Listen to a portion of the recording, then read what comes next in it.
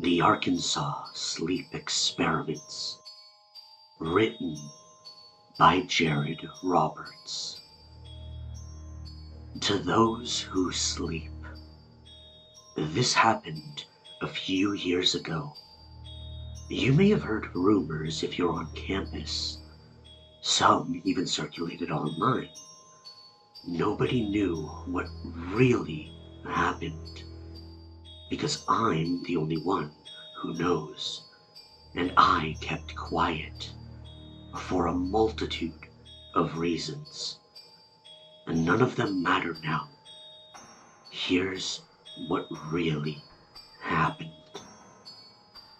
The four of us were handpicked for this experiment by Professor Richardson because we all studied under him, worked under him, and, as much as anyone can, earned his confidence. He said this one was different.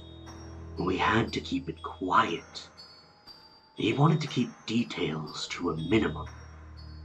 All he would tell us before going in was that he required a month of our lives, and that if he succeeded, sleep would never again be a necessity.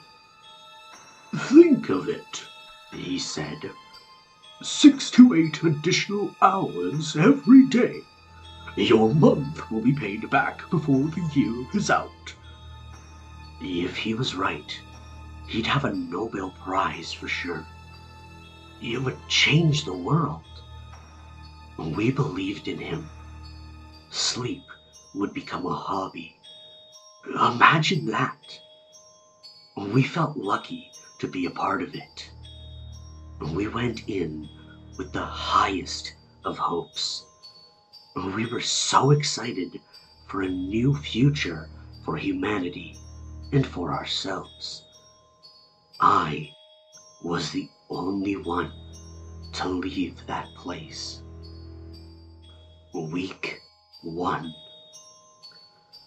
Professor Richardson brought us out to the location in his van, explaining along the way what we were to do. For the purposes of the study, we were asked to remain in the compound, as he called it. We would be locked in fact, and deprived of windows and Wi-Fi. Other than endure patiently, we didn't have to do much of anything. My machine does all the work, he explained. It uses a complex melange of sound waves to disrupt the processes of sleep, evolutionary appendices from the days before civilization. The most immediate side effect you'll notice is that you won't dream. Any other effects we noticed we were to catalog. We were, as he said, in uncharted territory, and so we had to map out the dangers. The immensity of the project was inspiring enough. Then we saw the compound, the octagon as it was known, a concrete octagonal structure built at the end of a labyrinth of dirt roads somewhere in the backwoods of Searcy, Arkansas. I've never been able to find it again. The professor said it was originally intended as a jail for terrorists, but it was abandoned and never used. It's virtually impenetrable, invisible to satellites even. But for us, it had been stocked with all the comforts we'd require for a month of dedication. I don't think I know if any of us expected to really conquer sleep. We thought, perhaps, a reduction in sleep requirements could be possible. We spent a fair amount of the first 2 days speculating on how the machine works with its complex melange of sound waves, and whether sleep really is an evolutionary appendix, as the professor had claimed. By the third day of only getting 3 to 4 hours of sleep, contrary to feeling groggy, we were more awake and full of energy than ever. We were alert and ready to debate these ideas. That's when the excitement really hit us.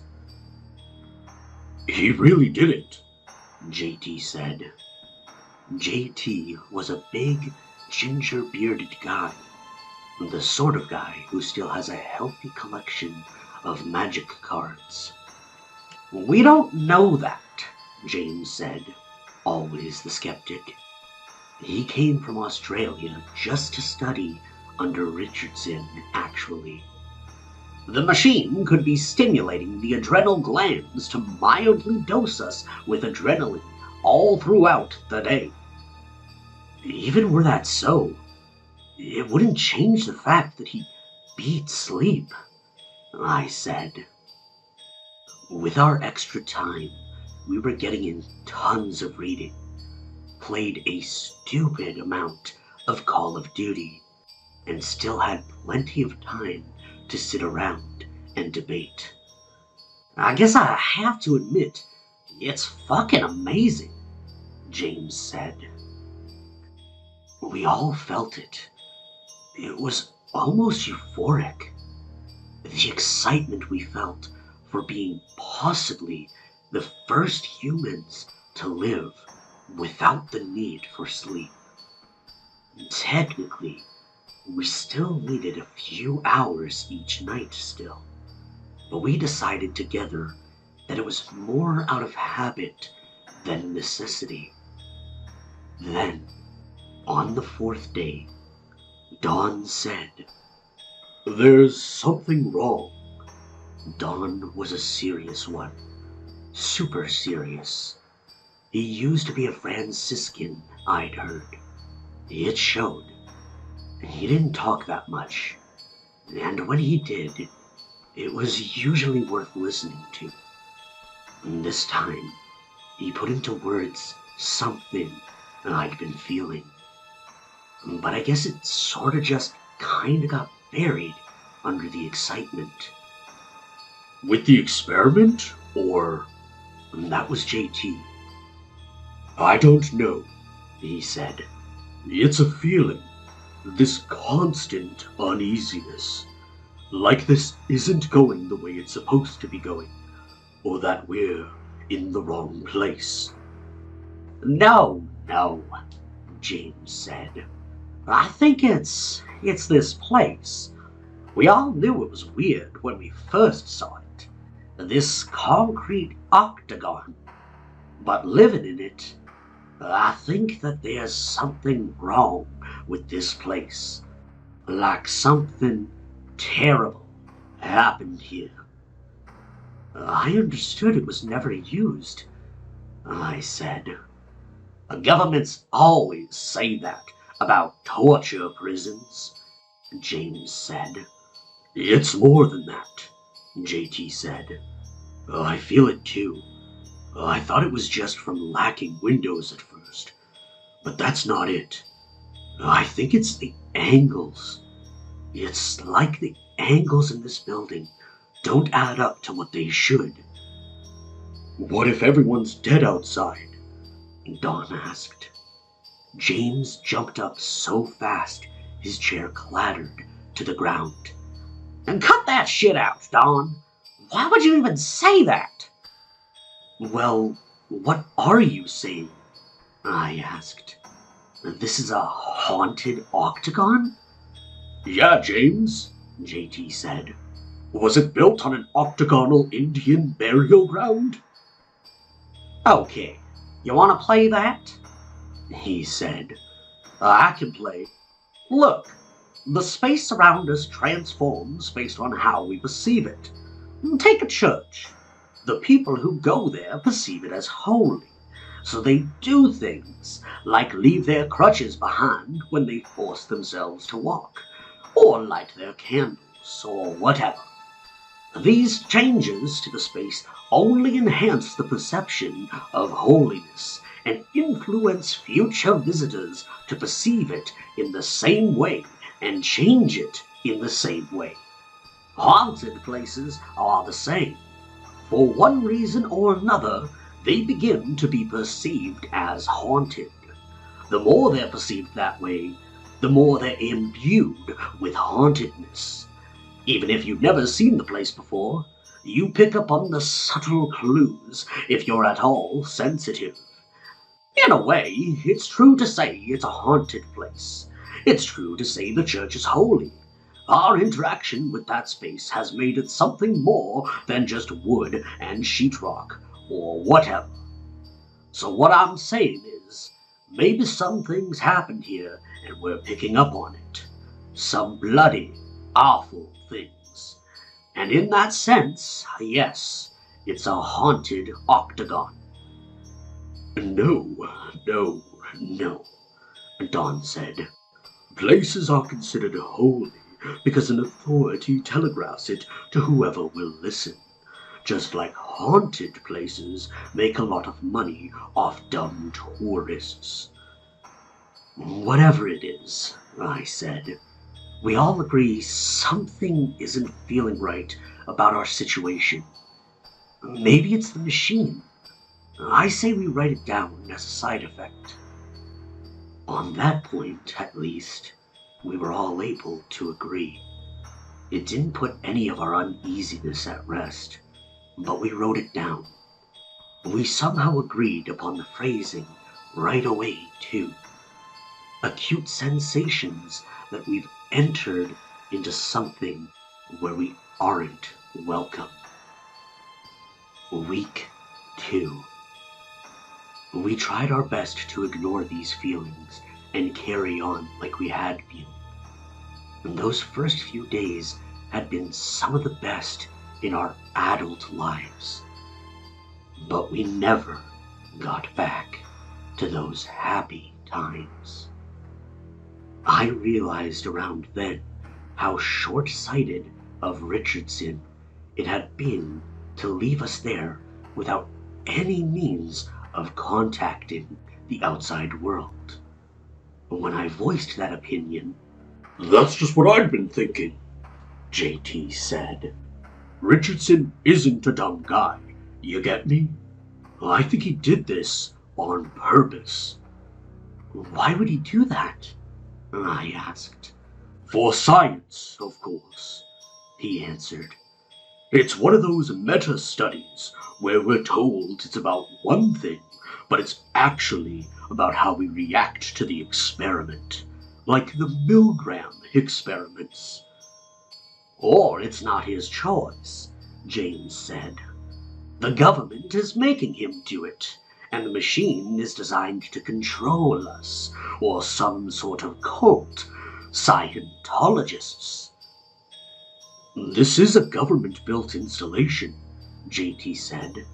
"That actually makes sense. Not the Scientology part, though." "Think about it," James started, but I interrupted. Okay, I said. "Let's come back down to earth for a second. Best case scenario, Richardson is just a jerk who doesn't care about our personal well-being, right?" "Give it a rest," Dawn said, the one I least expected to snap at me. "Stop trying to act like the most rational guy in the room. You don't know what Richardson's into. He's into other things. Things he'll never talk about publicly." I looked at the others and saw similar confusion. "What are you talking about?" "I've heard about this, actually," James said. "He has some fringe ideas." "Let's just say he's not the respected academic he presents himself to be," Dawn said. "I've read some of the content he doesn't publish. He thinks, and very seriously believes, that there's something else, something besides this. He knocked on the table. Something more than material stuff. That's not completely strange, I said with a shrug. I was expecting worse. He put it this way, Dawn continued, ignoring me. Think back to the beginning of existence. There had to be conditions such that the universe's existence was possible. If the universe wasn't possible, then it couldn't have come to exist. Does that stand to reason? We nodded. Okay, and those conditions cannot be material nor laws of matter, since those came into being with the existence of the universe. So whatever those conditions are, they have to be something other than the basic substance of the universe. Does that make sense? I guess, I said.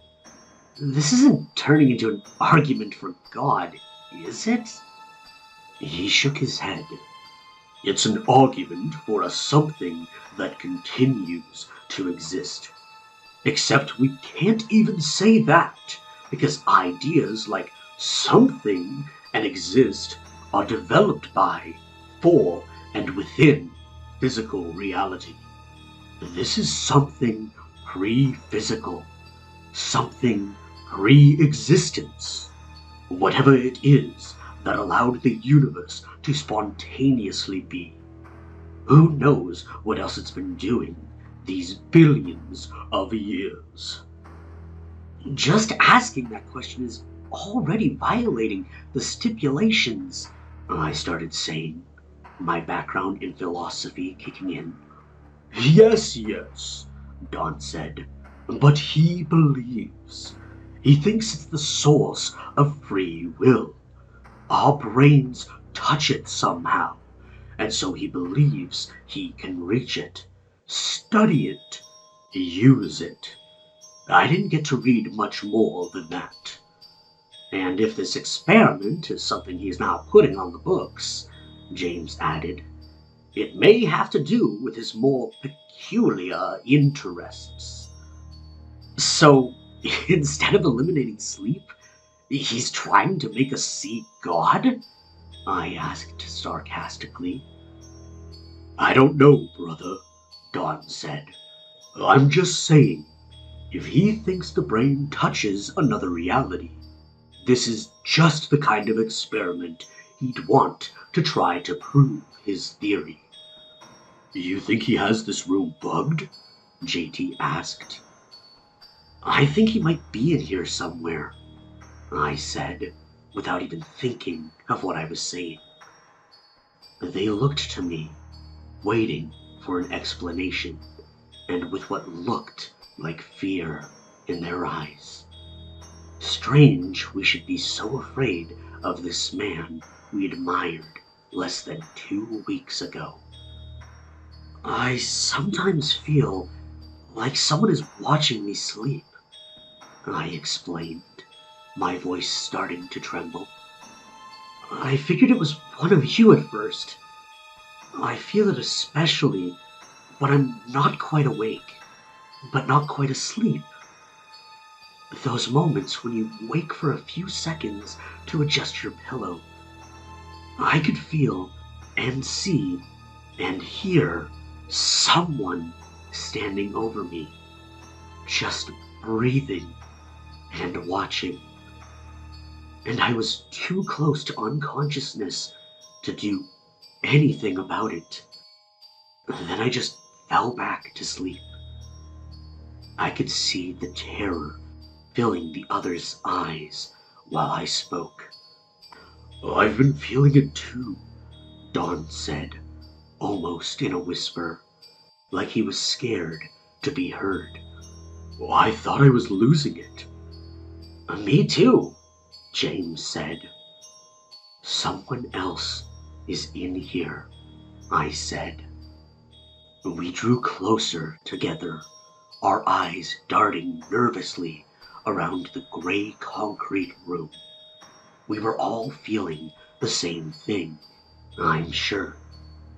That we were trapped inside this horrible building with someone or something else.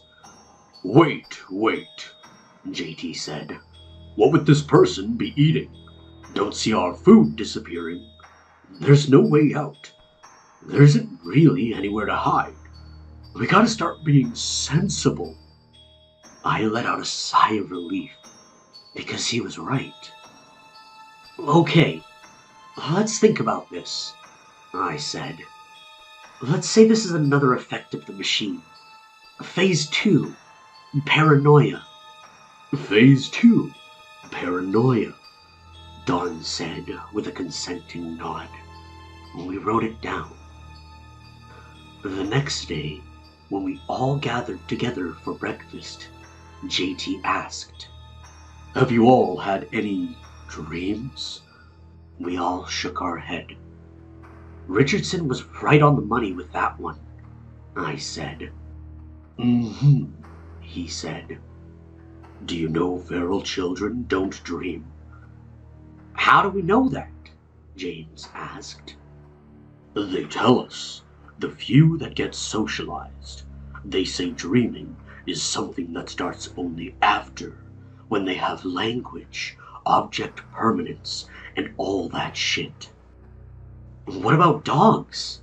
I asked. Like chasing rabbits in their sleep. Autonomic responses. Maybe language and object permanence impacts only the ability to remember dreams, James said. Both are consistent with the superficial data. The onus is on you to prove otherwise, JT scoffed. What's your point anyway? Dawn asked. The point is being dreamless. Do you think it's healthy? I don't think it's healthy. I think the machine isn't making us not need sleep. It's making us not feel tired. I think all of this might be happening because we aren't dreaming. We can't really answer that, can we? James said. Dreams naturally accompany REM sleep, so we don't have any studies that differentiate between the effects of not dreaming and of not sleeping. Or maybe we are dreaming, and the dreams are just going somewhere else, JT said. I don't know what he meant by that. Nobody did. But we all stopped talking then, and dispersed. Something about it felt too true. Week 3. Our gatherings for theoretical discussions became rarer and rarer. We tended to isolate ourselves and eyed each other with suspicion. I still had those feelings of uneasiness and unwelcomedness every day. And each night, the figure standing over me. I was sleeping even less now, about an hour tops. So little sleep that I'd started to catch it running away. The last time, I was awake enough to see where it was going. It's this one particular corner of my room that always struck me as peculiar. I caught myself staring at it even when I didn't want to. It's a point where the angles are strange. My eyes had trouble focusing on it. The figure skulked straight to that point and disappeared into it. When I woke up fully, I questioned whether I'd hallucinated the whole thing. Perhaps phase 3, hallucinations. I went over to that corner and looked at it closely. It smelled strange, like turpentine. Then, the more I stared at it, the more I forced my eyes to focus. I was sure something was moving inside, and it was watching me. I heard this awful, hate-filled sound come from deep in the corner then. I didn't wait around to understand what made that noise. I left that room for good. I took all my short naps in the library from then on. While laying in the library, I overheard JT talking to someone in the corridor. He was telling them about the angles again. He said there are more degrees in the building than can possibly be in a standard enclosed shape. 2.7488 degrees more, he said. Just enough to drive you nuts, but not enough to be obvious. Whoever he was talking to said something I didn't understand. Something like, "Those are the degrees of ripping." The voice was distorted somehow, so I can't be sure. What I was sure of was I didn't recognize that voice at all. Whoever JT was talking to wasn't one of us. It may be silly, but I was scared. I stayed there, pretending to be asleep while JT walked by, and as he did, I felt someone or something come into the room and stand over me. Then it went away. After a minute or so of telling myself I was being foolish, I went following after JT. I didn't see him anywhere. I bumped into James, and he also said he hadn't seen JT. "Have you seen or heard anyone who shouldn't be in here?" I asked him. James looked at me with a mixture of surprise and terror. "How'd you know?" he asked. "I haven't told anyone." "About what?" He told me he heard his mother calling to him. Not a faint sound that he confused for his mother, but her voice, clear as mine, calling out to him. He almost answered her, he said. Almost. Then he stopped himself. "She's been dead for a year, man," he said. "Whatever was calling me, it wasn't my mother."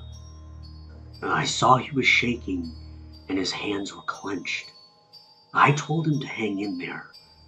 It might be oral hallucinations. I'd been hearing things too. A crying child. So low at first, I thought it was the plumbing. "We should call a meeting," he said. I thought about JT and what I'd heard moments ago. "Let's just tell Dawn," I said. "As a side effect of the machine, it makes sense," Don said after we told him. "The sounds are not supposed to be audible, yet somehow our brains must be picking up their random patterns and interpreting them as something. The brain assigns a memory to make the pattern meaningful." "Do you believe that?" I asked. "Not for a second," James said. But we had a shortage of rational explanations, and that was a pretty good one. I'd hoped he was right. A few days later, I found James in the gym, pounding away at the punching bag. I asked him if he was okay. He ignored me, so I went back to the reading room. A few minutes later, he was behind me. "That voice I've been hearing, it's not my mother," he said. "Well, of course not," I said. We'd already decided that after all. "No, I mean, I don't know what I mean. It's just, my mother was a kind person. Even if this voice is trying to sound like her, it's not like her at all. It's not kind. It's not human. I put down my book and looked him full on to see if he was serious. He was. Very much so. She's been telling me about all sorts of things, he said. She asked me if you remember the shed. I couldn't say anything to that. I was speechless. I never talked about that, for good reason. It took me years to come to terms with what happened. It was a long time ago. I was out playing behind our house in the woods, as I often did. I liked to construct shitty tree houses. I went a little off property and came to this shed. I'd never seen it before. It looked old, though. I remember that. I heard a kid crying inside. Thinking I might have a friend to make tree houses with, I looked through the window. The kid was all chained up, and there was a dog bowl on the floor. I wanted to help, but I knew I was trespassing. I looked around. That's when I saw this man, off about 20 feet into the woods. He was dressed all in black, old-fashioned clothes, like 19th century clothes. He had to have been watching me the whole time. Expressionless, I went running all the way home. I was so scared. I didn't tell my parents about it until I was supposed to go to bed, and I had to explain why I was so terrified to go to sleep. They had the cops out right away. They found the shed. I heard they found the chains and bowl, but the kid was gone. I've always blamed myself for not helping the kid right away. Do you? James asked. Yes. Okay, well, she's been telling me how to get out. I looked at him without a word, because he sounded so manic. She said there's a secret exit inside JT. We just have to cut him open to get to it. James, I said, unsure what else to say at that point. Oh, I know, he said with a gulp. I know it's not true. I just had to tell someone. I don't know what's going on in this place, he added. I'm scared, man. So was I. We had to get out of that octagon. Week 4. James and I started looking for ways out after that. Since we weren't sleeping at all now, we had plenty of time to do it. Every time we thought we'd found something, it was a dead end. It was while we were doing this that we saw Don standing alone in the corridor with his back to us. What's going on? James asked me. Something about it just seemed strange. Don, you okay? I called. He turned around and with a smile gave us a big wave. Bye, guys, he said and walked around the corner. I looked at James to see if he was thinking the same thing as me, that something bad was about to happen, and he was already looking back at me. We took running after him. He was at the end of the next corridor already, getting in the elevator. Don, no! We shouted and ran after him, but the doors closed before we got there. He went up. The thing is, the octagon is a 1-floor building. There's no elevator. Never before or after. I don't know where Don went or if what I think I saw really happened, but I know I never saw Don ever again. I don't understand, James said. What's happening? Before we could take time to think about it, a group of people rounded the corner and were walking towards us. I think we should go, I said. Who are they? He asked. James, let's go, I said. Why are they blurry? I don't know, but we're going. I grabbed his arm and pulled him with me. Then I ran. I ran until I got to the kitchen and hid myself between the wall and the fridge. I was sure James was right behind me. I could hear his footfall the whole way, but when I looked, he was gone. I stayed there until my body couldn't really take it anymore, probably a few hours. When I slipped out, I saw someone peering at me from around the doorway. I was so startled, I backed up against the wall. It was a little boy. Hello? I said. Then I heard screams. The boy was gone. More screams. I couldn't just leave someone in distress. Not again. I ran towards the screams, scared of what might be happening to James. I heard a scream again, but this one choked out. It was coming from JT's room. I wished then, and still wish, I hadn't opened that door. James was in there. He'd sliced JT open, and he was feeling around in his guts. The shocked, agonized expression was frozen on JT's face. What did you do? I asked. I have to get out, James said as he dug through JT's intestines. I backed out of the room. I didn't know what else to do. I just had to find somewhere to hide until Richardson could get us out of there. Once I was out of the room, I heard James saying, "Mom?" And then, "Oh no! Oh no!" And then he screamed. I ran back in. James was gone. The doorway to the room hadn't left my sight. There's no way he got out. But he was gone.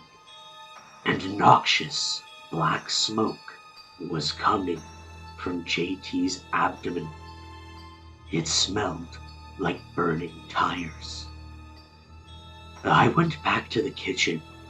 I found a supply of candles, melted some wax onto paper towels, and then stuffed my ears with it.